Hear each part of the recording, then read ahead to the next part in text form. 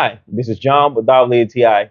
And in one of my lazy cooking ways of me living alone and trying to have good meals and at the same time easy situations just to have an odd sauce to the meat or anytime I'm making pasta, this Alfredo sauce of Prego that it just tastes great.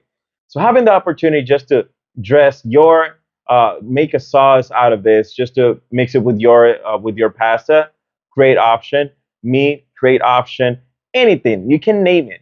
So it is really good because it actually adds, so you feel the flavor of the cheese.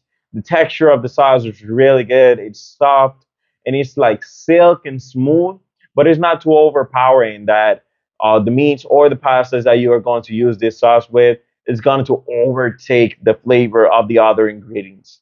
So for me, convenient, easy just to wear to pull for my meals.